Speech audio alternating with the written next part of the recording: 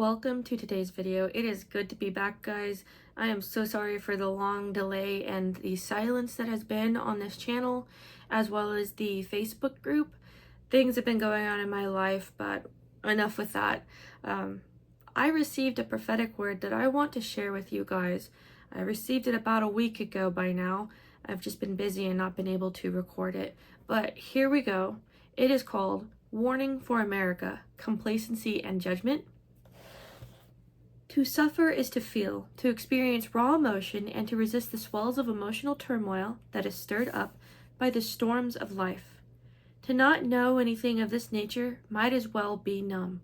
What a waste. What would it be to only experience the carnal nature of man, to endure this life through the consistent seeking after of desire and pleasure? Instinctual and animal in nature, rather, is what this would be like and more too. How much easier would man be to control with the promise of shelter, comfort, and food? Bread and circuses. Keep them fed and entertained, and then the elite, those in authority, ought to do whatever they please and to get away with even murder.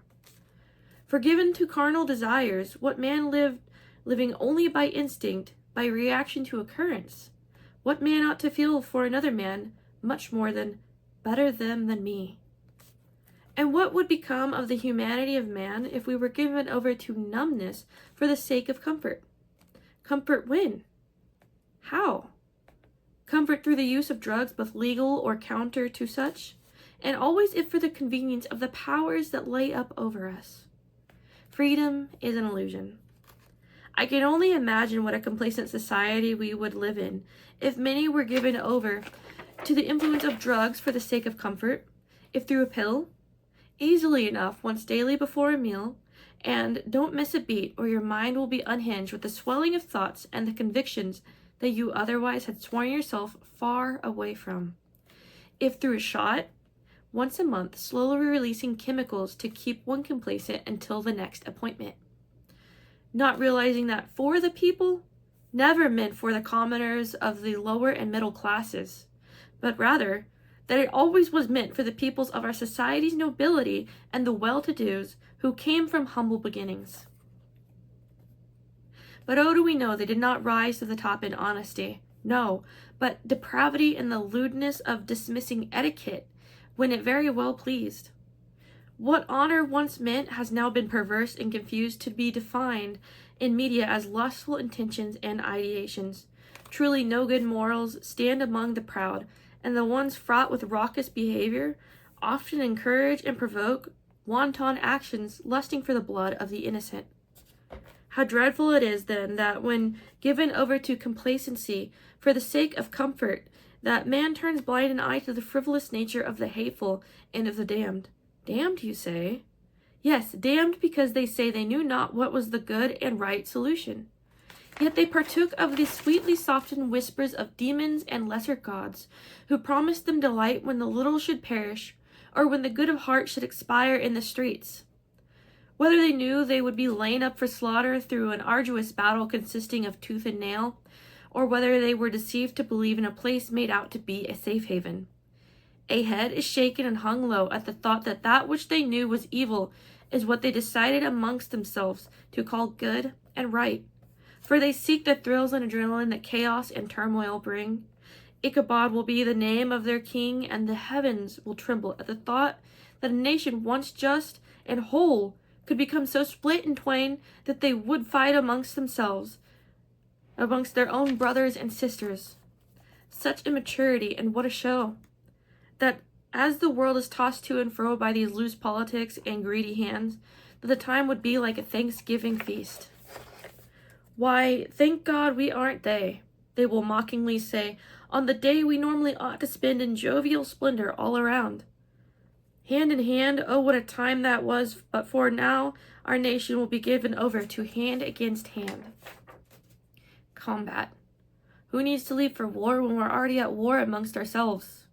And don't forget that they proclaim no king in the streets, but they've been sleeping with the queen in the sheets. Oh, that Jezebel, that wily one. Once a nation loyal to the divine has now decided that it's time to be the rebels against the saints. To shout out hate, O God, they were formed from hate. You've spoken to me before. How many knew not what they were getting into before it was too late? Then the dogs will come and tear apart their queen, the rebel of the scene, and make sure that America has learned her lesson again. That you don't mess with God's chosen, not even a hair. For it says in the word, touch not mine anointed and do my prophets no harm. Listen, and it as it said, following a touching of the anointed and of the prophets, a curse of famine will follow. But hark, rejoice, because even so we will be sent at Joseph to pull us up out of our Egypt phase. Oh, listen, America, you eagle flying high. Take heed to Psalm 105, for that is your redemption. Do not believe you shall perish forever, or disappear into the dust, for even God sent a Jonah to Nineveh. He treasured even the wicked, whom he knew would turn and weep in conviction. God is merciful, and God is kind. Seek now his face, and turn to him, and he shall heal our lands. That is all that I have for this prophetic word. I do hope that it has blessed you guys. And again, please pray over it. Don't just receive it blindly. The Lord wants us to be as serpents, but as gentle as doves. And also, one more thing. I have been breaking this prophetic word down, and I would like to share another video on this later. I can't promise when I'll get this video out because I'm busy with work and other extracurricular activities, but I will be getting that word out because when I've broken this scripture down for this prophetic word, there's a lot in it, and I'd love to share it with you guys. There are also other connections that I have been making as I've been studying this word, and again, I would love to bless you guys with it. So thank you for joining, and you guys have a wonderful day.